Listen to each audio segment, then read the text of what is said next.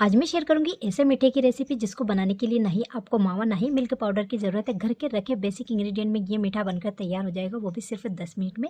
1 cup हमें मैदा लेना है, 2 चम्मच इसमें घी ऐड कर देंगे। अब यहाँ पर दोनों चीज़ों को पहले अच्छे से मिक्स कर लेंगे। इस तरह से आपको मोइन लगाना है इसमें। तो यहाँ पर बढ़िया से हमने इसको मोइन लगा लिया। अब थोड़ा थोड़ा सा पानी डालते हुए इसका हल्का सा सख्त डो लगाना है। ज़्यादा सख्त भी नहीं रखना है, ज़्यादा सॉफ्ट भी नहीं रखना है, क्योंकि हम इसको रेस्ट देंगे तो ये सॉफ्ट हो जाएगा।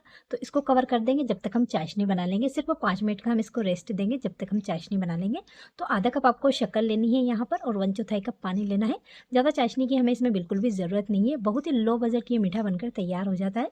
तो यहाँ पर चीनी को हमने अच्छे से मेल्ट कर लिया। अब इसमें 2 इलायची कूट के ऐड कर देंगे।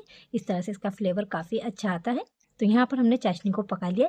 इस तरह की हमें चिपचिपी चाशनी चाहिए, इसमें कोई तार की चाशनी हमें बिल्कुल भी ज़रूरत नहीं है।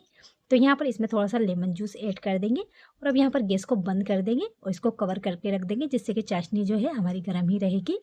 तो इसको अब यहाँ पर कवर करके साइड में रख देंगे।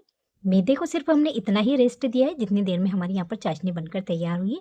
इसको एक बार और इस तरह से गूंद लेंगे और इसका बड़ा सा पेड़ा बनाकर तैयार कर लेंगे। तो यहाँ पर मैंने इसका पेड़ा बनाकर तैयार कर लिया। अब इसकी यहाँ पर हमें रोटी बेलकर तैयार करनी है। तो इसमें यहाँ पर हमें कोई मैदे लगाने की ज़रूरत नहीं है, बिना मैदा लगाए ये काफ़ी अच्छे से बेलकर तैयार हो जाएगी।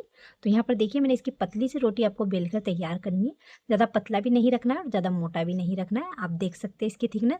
इस तरीके से आपको एक स्टील की कटोरी लेना है, छोटी साइज़ की कटोरी लेना है, ज़्यादा बड़ी साइज़ की हमें कटोरी नहीं चाहिए। इस तरह से कटोरी या फिर आपके पास कोई कटर है गोल तो उससे भी आप इसको कट कर सकते हैं। इसी तरह से हमने सारे को कट कर तैयार कर लेना है और जितना भी एक्स्ट्रा डो बचेगा उसकी भी हमें साथ के साथ ही रोटी को कट कर तैयार कर लेना है। तो यहाँ पर देखिए मैंने पूरी रोटी को कट कर लिया और जितना भी एक्स्ट्रा डो था उसकी भी यहाँ पर हम रोटी बनाकर तैयार कर लेंगे और उसको भी इसी तरह से कट कर तैयार कर लेंगे। तो सारा ही हमें एक साथ बनाकर तैयार कर लेना है, जिससे मीठा बनाने में हमें आसानी रहेगी। तो सारी हमने यहाँ पर ये छोटी छोटी पूरियाँ कट कर तैयार कर ली है। सारा ही जितना भी डो हमने लगाया था उसमें यहाँ पर ये इतनी पूरियाँ हमारी बनकर तैयार हुई है। अब इस तरह से आपको 3 पूरियाँ लेनी है और इनको इस तरह से एक के ऊपर एक रखना है। जिस तरह मैं आपको वीडियो में दिखा रही हूँ सेम आपको भी यही प्रोसेस करना है। हल्का सा ऊपर से इस तरह से आपको पिंच करना है इसको, ताकि जब हम इनको फ्राई करेंगे तो ये ऑयल में जाने के बाद बिल्कुल भी नहीं खुलेगी। इसी तरीके से हम सारे ही बनाकर तैयार कर लेंगे। मैं आपको एक और बनाकर दिखा देती हूँ। इसी तरह से हमको 3 पूरियाँ लेना है। इनमें हमें बीच में पानी बिल्कुल भी नहीं लगाना है। इस तरीके से आपको यहाँ पर फोल्ड देना है और इस तरह से इनको पिंच कर देना है, ताकि ये ऑयल में जाने के बाद बिल्कुल भी नहीं खुलेगी। इसी तरह से हम सारे ही बनाकर यहाँ पर तैयार कर लेंगे। बनाने में जितना आसान है ये मीठा खाने में उतना ही ज़्यादा टेस्टी है। इतना मज़ेदार ये बनकर तैयार होता है कि जिसको भी आप ये मीठा खिलाएंगे वो आपकी तारीफ़ करते बिल्कुल भी नहीं थकेंगे। तो 1 कप मैदा में हमारे इतने सारे मीठे बनकर तैयार हुए। इनको यहाँ पर हम फ्लावर स्वीट मठरी का नाम देंगे। तो सारे हमने यहाँ पर बनाकर तैयार कर लिए। अब बिल्कुल लो फ्लेम पे इनको फ्राई करना है हमें, एक बीच में जितने भी आएंगे। तो यहाँ पर आप ऑयल का टेम्परेचर देख सकते हैं, हल्का ही गर्म ऑयल आपको रखना है। इस तरह से इनको लो फ्लेम पे फ्राई करना है। बहुत ही मज़ेदार ये मीठा बनकर तैयार होता है। बाहर से एकदम क्रिस्पी, अंदर से एकदम लेयरी और जालीदार ये बनकर तैयार होता है। 1 से 1.5 मिनट के बाद यहाँ पर इनको अच्छे से अलटते पलटते फ्राई कर लेंगे, जब तक इन पर अच्छा सा गोल्डन ब्राउन कलर ना आ जाए। तो इसी तरह से इनको फ्राई करना है हमें। गैस की फ्लेम हमने बिल्कुल लो ही रख रखी है। तो इस तरह से लो फ्लेम पे फ्राई करेंगे तो ये अंदर तक अच्छे से फ्राई हो जाएंगे, बिल्कुल भी कच्चे नहीं रहेंगे।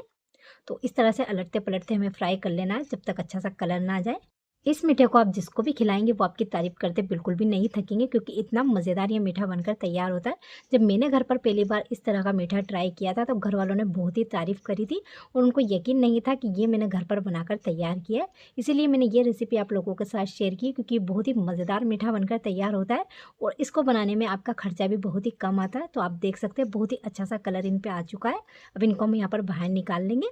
तो इस तरह का कलर हमें रखना है, ज़्यादा कलर भी चेंज नहीं करना है। तो यहाँ पर जो मठरी हमने फ्राई करी है वो यहाँ पर अच्छे से गर्म है। तो यहाँ पर जो चाशनी है वो यहाँ पर हल्की गुनगुनी हमें रखना है। तो ज़्यादा तेज़ गर्म चाशनी में हमें नहीं डालना है। तो यहाँ पर चाशनी भी काफ़ी टाइम से रखी थी तो ये यहाँ पर ठंडी नहीं हुई है पर हल्की गुनगुनी है। तो चाशनी में इस तरह से हमें रख देना है। 2 मिनट के बाद इनको आप एक बार पलट दें। इस तरह से ये चाशनी को काफ़ी अच्छे से ऑब्जर्व कर लेंगे।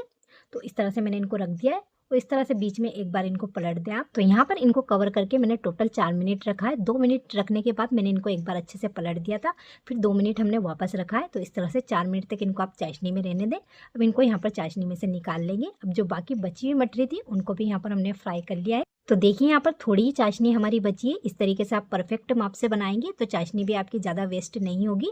बची हुई मटर को भी इसमें ऐड कर देंगे और 3 से 4 मिनट तक इनको ऐसे ही छोड़ देंगे कवर करके।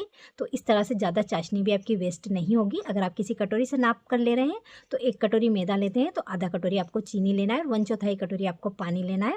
इस तरह से बहुत ही कम इंग्रेडिएंट में ये मीठा बनकर तैयार हो जाता है, जो बहुत ही मज़ेदार बनकर तैयार होता है। मैंने इनकी यहाँ पर प्लेटिंग कर ली है। इन पर थोड़ा सा पिस्ता गार्निशिंग किया, थोड़ा सा ड्राई रोज़ पेटल और थोड़ा सा सिल्वर वर्क लगाए, जिससे इस मिठाई का लुक काफ़ी बढ़ चुका है। आप देख सकते हैं बहुत ही मज़ेदार सा ये मीठा बनकर तैयार हुआ और 1 कप मैदा में हमारा ये इतना मीठा बनकर तैयार हुआ है। तो मैं इसको आपको तोड़ के भी दिखा देती हूँ। ऊपर से थोड़ा सा ये क्रिस्पी है पर अंदर से एकदम जालीदार और सॉफ्ट और लेयरी बनकर तैयार हुआ है। आप देख सकते हैं इसने शुगर सिरप को काफ़ी अच्छे से ऑब्जर्व किया है अंदर तक। इतना मज़ेदार ये मीठा बनकर तैयार हुआ है कि बालूशाही भी आपको इसके आगे फीकी लगेगी, इतना मज़ेदार ये मीठा बना है। तो आप इसकी लेयर देख सकते हैं, इसकी क्रिस्पीनेस देख सकते हैं, बहुत ही मज़ेदार बना है। इस तरीके से जब भी आपको मीठा खाने का मन करे या फिर घर में अचानक से मेहमान आ जाए तो झटपट से आप इस मीठे को बनाकर तैयार कर सकते हैं। अगर ये वीडियो आपको हेल्पफुल लगी हो तो लाइक शेयर एंड सब्सक्राइब जरूर से करें। Thank you so much.